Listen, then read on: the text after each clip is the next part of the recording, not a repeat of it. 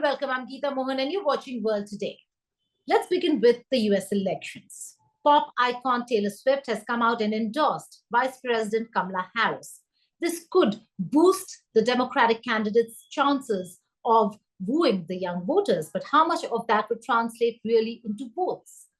President Biden's election really saw a significant number of voters vote for him, and that really made a decisive change in his own chances of winning elections. But how much of it is going to really impact the elections this time around on the 5th of November, after the first and maybe the only presidential debate that took place between Kamala Harris and Donald Trump?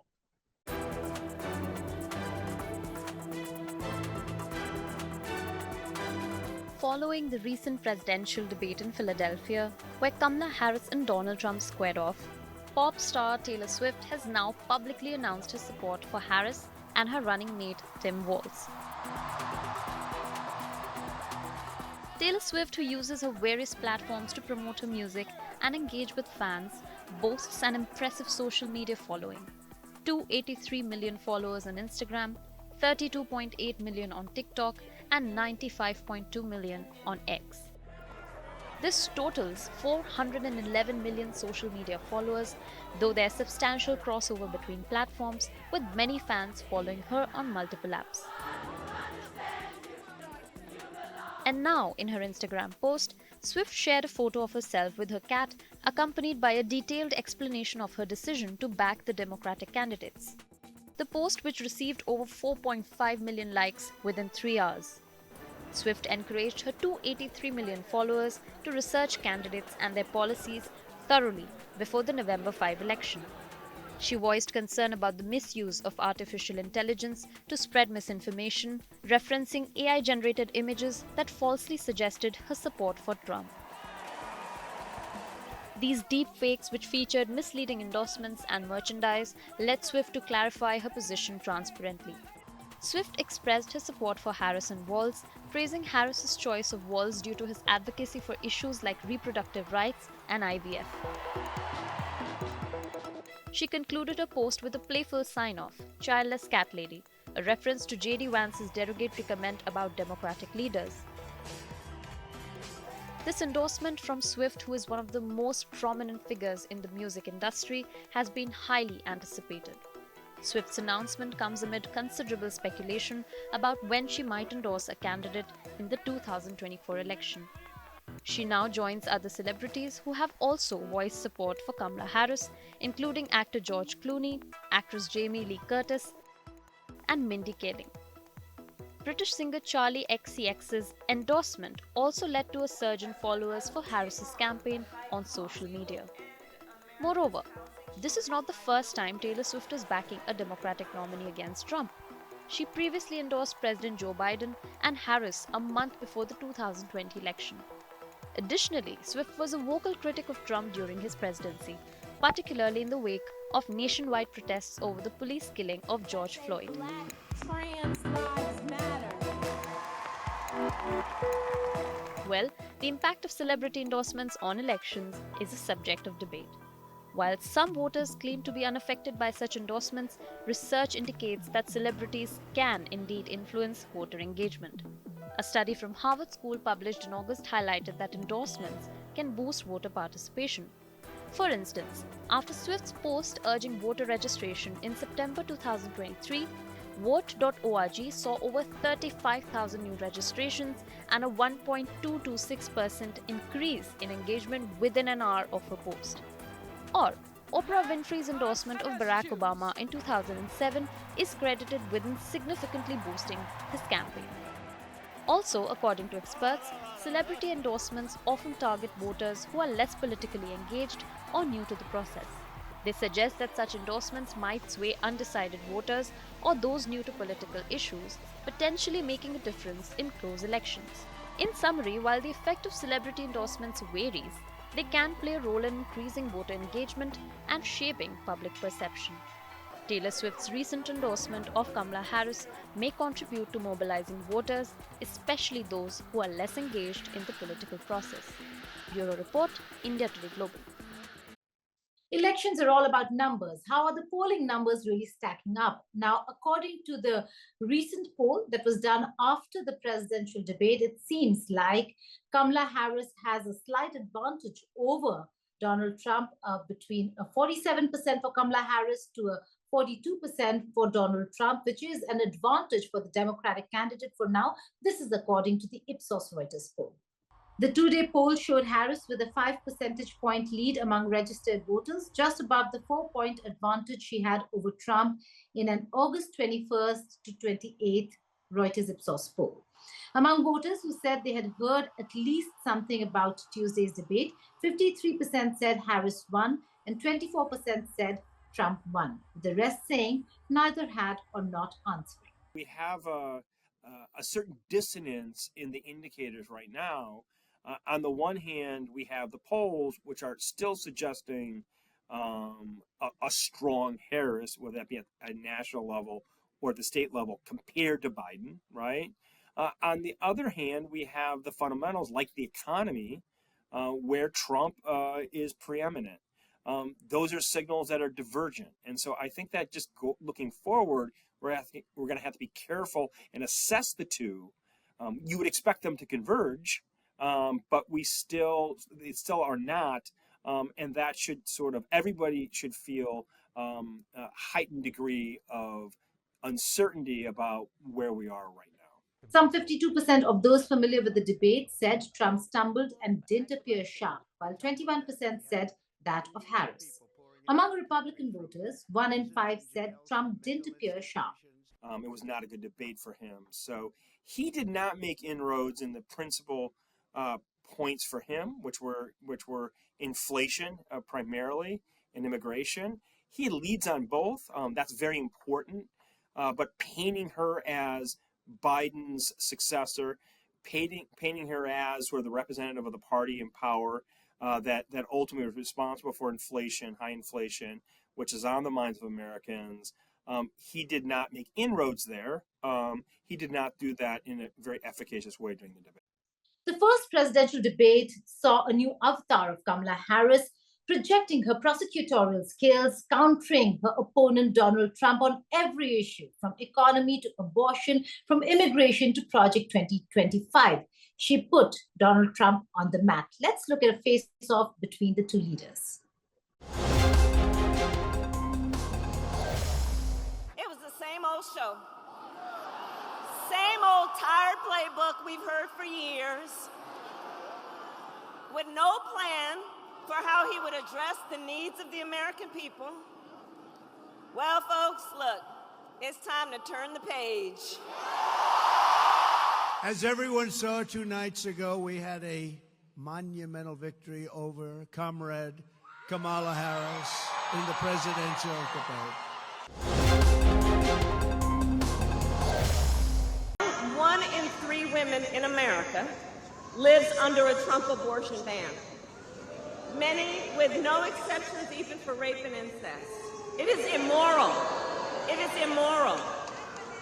And I know we all here understand and agree one does not have to abandon their faith or deeply held beliefs to agree the government should not be telling her what to do with her body. Kamala Harris said that no state allows abortion in the 9th month, which is a complete and total lie. They do. They do.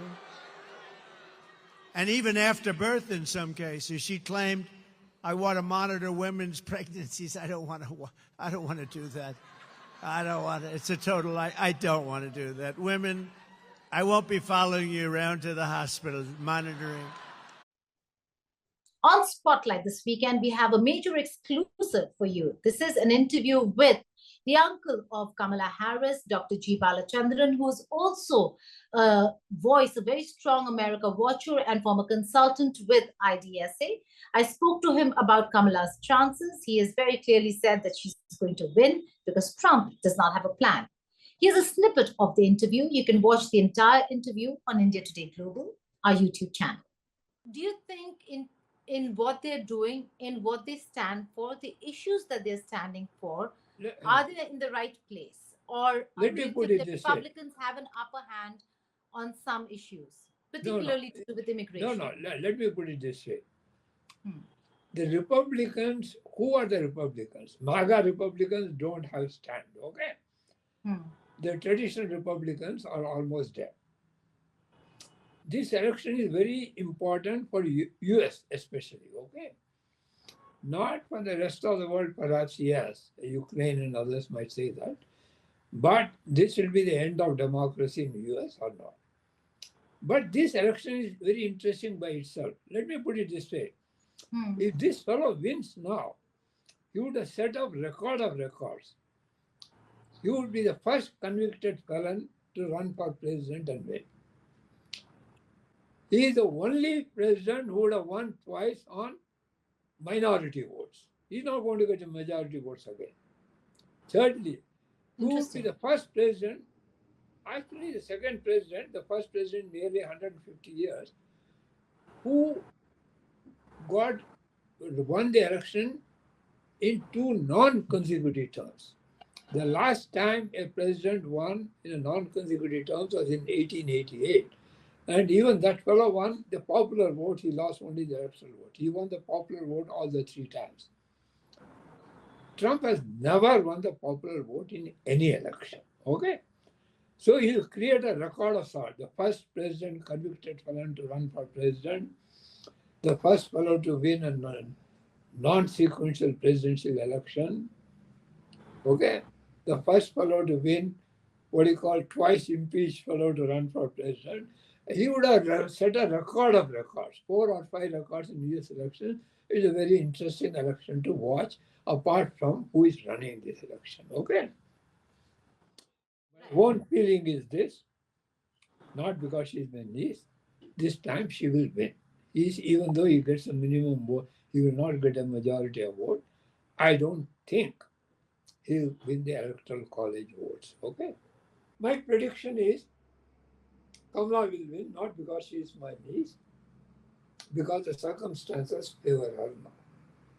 Because the circumstances favor her. Thank you so much, Dr. Balachandran, for speaking to us and sharing your opinion on the elections, as also on your niece, Kamala Harris. Thank you so much. Now, many in Afghanistan are still waiting for justice when it comes to what they call war crimes that were carried out by foreign forces stationed in Afghanistan. But there are only a few countries who've come out and accepted what was done back then. Australia is one of them. Australia has come out and stripped military honors of at least 25 troops of the Australian forces after an inquiry was conducted in which they were found guilty of having conducted war crimes in Afghanistan between 2005 and 2016 that led to the killing of 39 Afghans. Yeah, mate, we're just manoeuvring around to the other side. We're right. Several serving and former Australian military commanders have been stripped of their military medals over alleged war crimes committed in Afghanistan during the war. Australian Defence Minister Richard Marles, while addressing the Australian Parliament, quoted Brereton report findings and recommended stripping of the medals.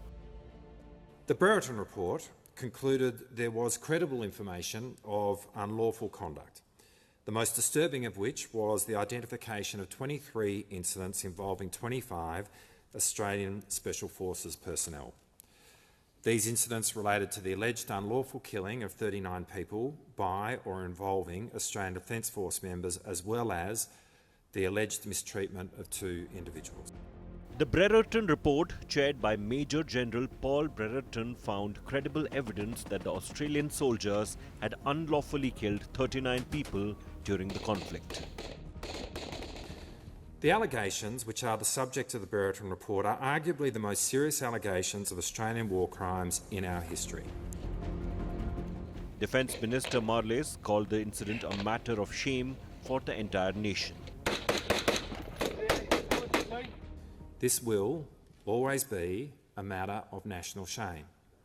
At the same time, the Brereton report, its recommendations and the actions of successive governments in implementing these recommendations are a demonstration to the Australian people and to the world that Australia is a country which holds itself accountable.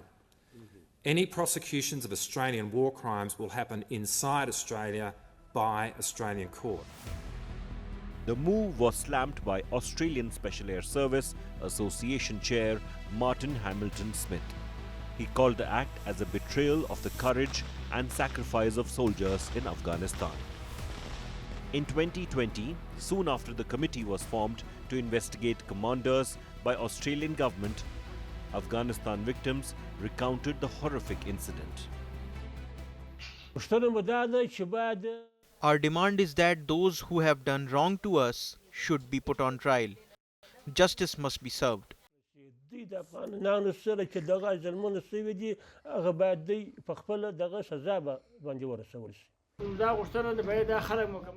I was tortured and I was not allowed to sleep when I was arrested.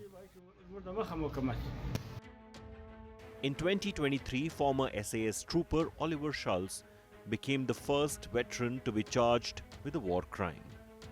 He was accused of shooting dead a non-combatant in a wheat field in Uruzgan province in 2012. Earlier, a civil court found Australia's most decorated living war veteran, Ben Roberts Smith, unlawfully killed 4 Afghans when he was an SAS corporal. Smith has not been criminally charged.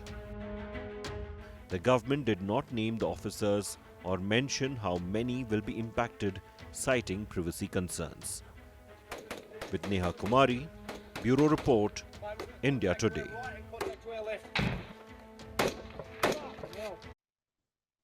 The international community is up in arms against Israel's offensive in Gaza, but Israel continues not just to pound Gaza, but has also entered West Bank. The trouble for Palestine only grows further. This, even as Netanyahu toured eastern border with Jordan amidst fears of arms smuggling from Iran. But the question remains, why is Israel going into West Bank?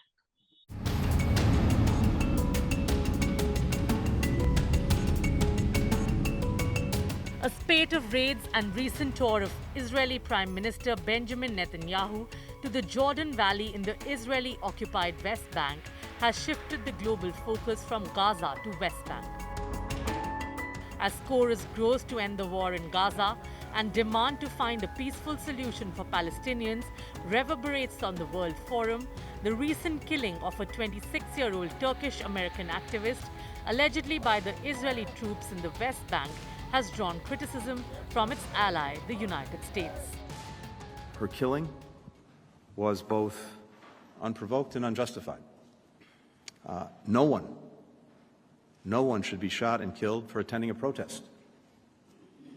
No one should have to put their life at risk just for freely expressing their views. In our judgment, Israeli security forces need to make some fundamental changes in the way that they operate in the West Bank, including changes to their rules of engagement. Israeli soldiers have been conducting several operations in the northern West Bank for the past several weeks, raiding Tubas, Jenin and Tulkarm. This provocation is seen by the EU as the West Bank transforming into a new Gaza. Where radical members of the Israeli government, Netanyahu's government, try to make it impossible to create a future Palestinian state. A new front is being opened with a clear objective to turn the West Bank into a new Gaza. In the West Bank, deadly and destructive operations, some at a scale not witnessed in the last 2 decades, are worsening calamitous situation there, already aggravated by serious settler violence. Though the Israeli soldiers withdrew from Gaza in 2005, they have their presence in the West Bank. The reason, they say, is to protect roughly 500,000 Israelis living in settlements considered illegal by most of the world. Israeli Prime Minister Benjamin Netanyahu promised to secure the eastern border with Jordan. Israel and Jordan signed the peace treaty in 1994 and have close security ties. In this multifaceted struggle, we also know that we need to secure and ensure our eastern border with Jordan. This is a border of peace. We are cooperating with the Kingdom of Jordan to ensure that it remains so. There is an attempt to smuggle both terrorists and weapons across the Jordan River into Judea and Samaria and into the cities of Israel. We are working here in cooperation with all parties to stop this. The Palestinian settlements in the West Bank are being raided on a regular basis by Israeli troops to quell armed rebellion, which includes Hamas and other terror organizations, and also to protect Israelis living there. Israel has also intensified its offensive in the West Bank amid fear of rise in arms smuggling from Iran. A Palestinian from the West Bank set off a bomb in Tel Aviv last month.